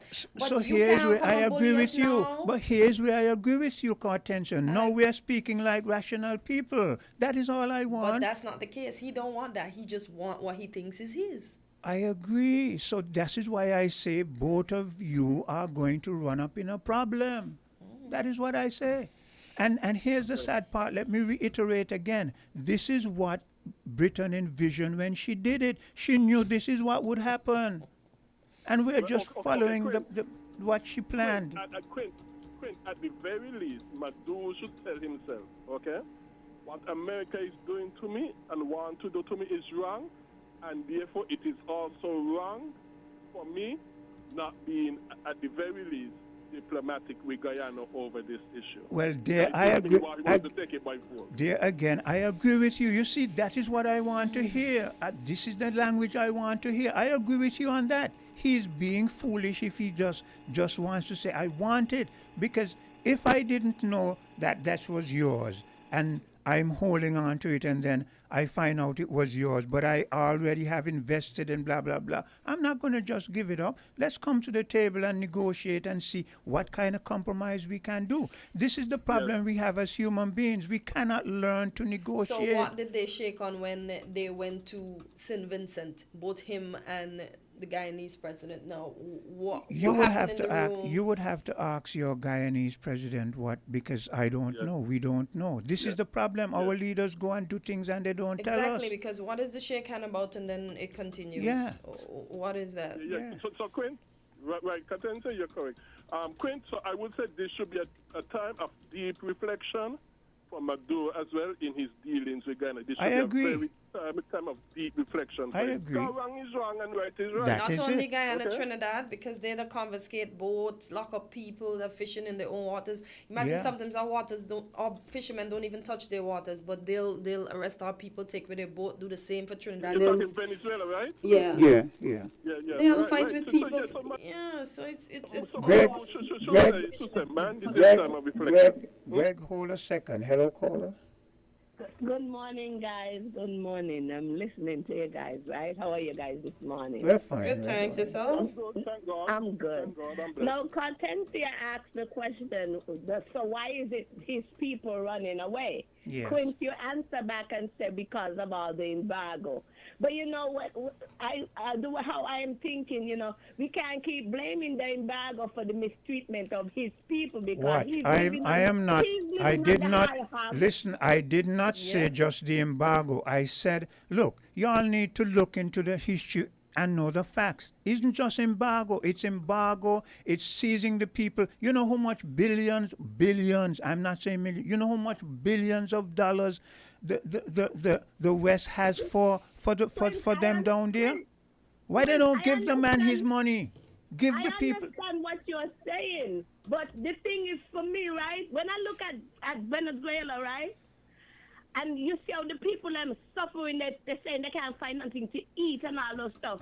It makes me angry because you hear how the But who are leaders you? of But Venezuela who? throw the money. Throw the people money around, give it to this country, give it to that country, give here, give there. But you're giving, and I'm suffering.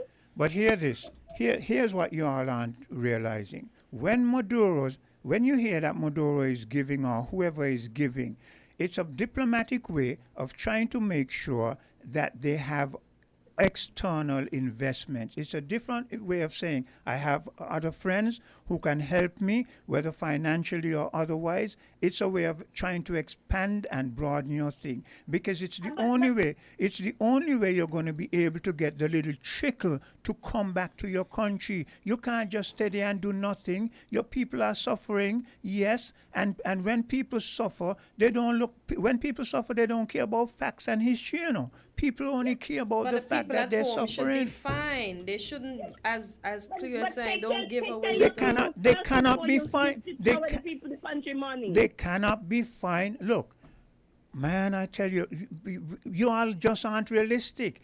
Look at what is happening to us. Look at how we're living in St. Kitts and Nevis. Are we starving? Are we going through certain kind of things? not so badly. No, we would say we have a fairly good life. We're But blessed.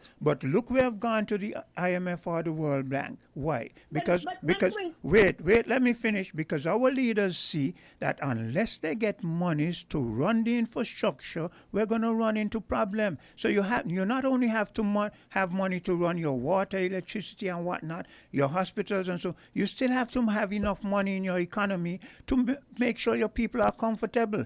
If the U.S. was to put an embargo on us and seize whatever little cash we have, you know what is going to happen to us in here? And that is what I'm saying. Quint, I understand what you're saying. Then the reason why we have to go back to the IMF, we don't come from underneath them. Why we have to go back? Because we got foolish leaders. We got leaders who, their number one priority is themselves. It's not about country or the people. It's about themselves. Because we come from under the IMF. Why would you go deliberately put yourself back there? Labour Party is a party that hold people down. I don't care what I say. They hold you down. And when we come out at the IMF, we have no business back there. Because it ain't like they're doing any great infrastructure, any great industry, and bringing anything great to the country. To say, well, we have to put ourselves in debt because we're doing this and doing that. But that is why I use the loan shark example, because technically that is what the IMF is. When you go to them, they are the loan shark. They're going to give you the money, but you're going to pay for the money that they give you. You're going to pay daily for the money that they give you. And you're going to be in such a position that it's not that it's impossible for you to get out, but it's almost impossible because you still have to run your country in a manner that befits a modern society. Exactly, and the whole thing about it, you know, who legs get broken is the citizen. Yeah. That's what I'm saying. Ordinary people. They got a Swiss bank account all over the world hiding with all the money they don't. Because the Goodbye, taxes and Queen. everything else. Goodbye. I like that, what she said. It's that instead of my leg getting broken, they break my children's leg. My children Because it didn't. goes on. Yeah. It goes on. And I saw something that says politicians, basically, what it is saying is like the IMF enable reckless politicians. It enables their reckless spending, et cetera, et cetera. Look, Greg speaks about capitalism and so forth. But the IMF, the World Bank, and so forth, their main thing is capitalism. And capitalism is about getting money, and it doesn't matter how you get the money, you know. It's about capital. It's about increasing capital. Yes, you use all kind of sophisticated ways and so forth, and you go to universities and you learn ways, but it is still an exploitation if you look at capitalism in its true form. Hello? Hello? Hello? Yes. Yes. I missed something here. You're saying that we have gone back to the IMF. When did that happen? That is what I learned yesterday from Socrates. When I heard him say it, I hadn't spoken on his show until I heard him say that, and then I interjected and asked him, and he said yes. So you find out if we've gone back there. He said yes. I would like to know it is. if that is a He fact, said that that has been done some months ago. Yeah. Really? I think if that had been done. If She- that had been done, that would have been big news. I can't remember. Well, that is what hearing that. that is what he said, and I specifically asked him. I said, "Can you verify that?" And he said, "Yes, yes, yes." So I'm going on that until I hear otherwise. Maybe we should say then it has been alleged that we've gone back to the IMF, and when Yeah, because I'm not. I haven't heard that. yeah, and here's the thing. When you look at our society, when you look at our community, I tell people, extrapolate, analyze, look at what has happened. We heard that a new hospital were going to be built. We heard that roads and so forth were going to be developed. We heard a new high school and all of that has been dormant. But that would explain that. Yeah, that's because what I'm IMF saying. Is not going to be take kindly to those kinds of social stuff. That's what I'm saying. Right. So yeah. But I would have thought though that if that was in fact true, that would have been huge news. I don't think it would have been able to to cover that up. I don't know. Well, let's see. So Let's see. Keep our fingers crossed and hope. Maybe you in your caliber can do some investigations and get back to us. Well, that's the opposition. If the opposition don't do the job, But I thought, I Mr. like that, Mr. McMahon. I Put it thought- on the person who should do it. I Yeah. thought, Mr. McMahon, that just not too long ago you were asking another colleague of ours to give some statements as to relating to Kamala Prasad. right? Yeah, right. so that is why I'm because he had influence down there. that is why He was afraid with what was going on down there. Well, I'm But assuming I don't have you're no- afraid with no what's going on clout. here. I'm assuming. But I don't have the kind of clout that he has. Okay. I take that. Yeah, but really and truly, that's something for your news team to go out to Yes, pursue. yeah. Because I doubt that Would be happened the case, because yeah. it would not. Yeah, because that would have been big news. Okay. Okay then. Okay then. So, Hortensia, But are they liable to tell us when they go to the IMF? that is another good question because of the situation, they might not feel that they are beholden to tell us. But as Mr. McMahon says, it is the media to find out these things. So perhaps maybe someone can ask the Prime Minister and or whoever. I think it would be the Prime Minister because he's the Minister of Finance and whatever, point blank, if we have recently gotten a loan from the IMF. Yeah. Oh, I see. Oh boy, what a day. It was indeed a lovely program today, but Yeah, we it need the was. information, so hopefully we get the information soonest. Because I did hear something of that sort last night that people are here in the country, but the person from that program said they don't know about that, so they Yeah. can't say anything about it. Because they say only when you go to them they can come and be in the country because they need to see what is happening. Well, but I don't know. That's I don't part know. part of it. But I've also heard that they were here even after we had paid them. So I don't know. There are a lot of allegeds. Yeah. So yeah. But that's how we bring an end to today's program. 4 minutes moving away from the 10 o'clock hour. Here we go. Okay, let me see if I can squeeze in this call. Hello, caller. Yes, friend. Yeah. Yes. Let me say two things quickly. Socrates really said he wasn't too sure if it was the IMF or the World Bank. Yes, but he did Yes, say he said knew they wasn't too went sure to which one was of the them. two. Yeah. One of them, yes. Yeah. And he said it was in the news. He said he heard it in the news. Okay. And it was about somewhere around 3 months ago, and they borrowed $30 million. But he wasn't too sure which institution it was, whether the IMF or the World Bank. He did say that. Well, Greg, perhaps Yes. you can use some of your, Investigative skills measures. in finances and monetary business and see if you can come up with some facts. Well, Quinn, let me say this quickly, though. Only the Bible has all the answers that we need for all of life. Only the Bible can save us economically, socially, and in every area of life. Only the Bible is the word of God for us today. Okay. Thank you for it all, Quint. I don't have the resources to do the kind of research. I think the news media, yes, and the opposition especially. Yeah. The opposition especially You know, are the ones who should really do that. speaking of the opposition, I keep saying it over and over. Where is our opposition? I mean, come on. With all that is happening, it seems to me, it seems as if though either the opposition feels that things are so bad that they can just say nothing, and if there's an election, they will just be shooed back in, or they don't care. I mean, come on. Where the only opposition we're hearing anything from is NRP. Yes, and even that kind of limited, but yes, they're better than nothing. Yeah.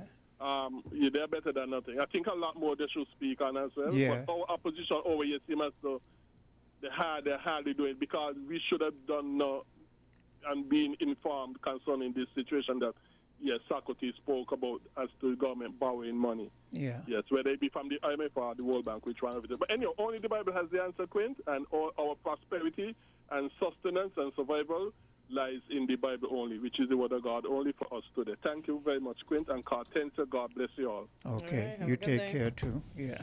So that's how we're going to bring an end to Island Tea for today. Hortensia, you go out and enjoy the rest of your day. You do the same. Thank you. We're different. We're 98.9. 98.9. Win FM.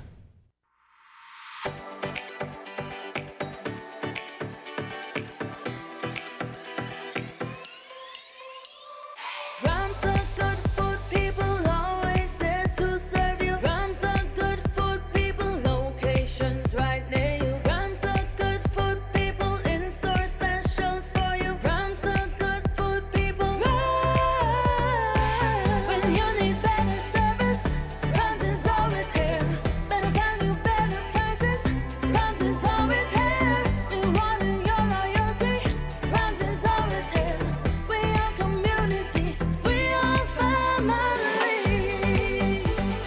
We are family. Rams for you and me.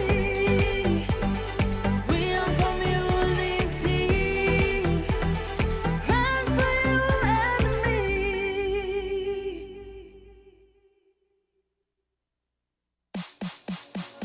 If you need protection, you need one who you can trust to secure your investment. You need one who'll do you just. TDC Insurance, you're the one that you can trust. TDC Insurance, you're always safe with us. TDC Insurance is your go-to insurance company for all your insurance needs. We take pride in offering you the best solutions and ensuring our customers are fully satisfied. TDC Insurance, we take good care of you, guaranteeing you peace of mind. You're always safe with us.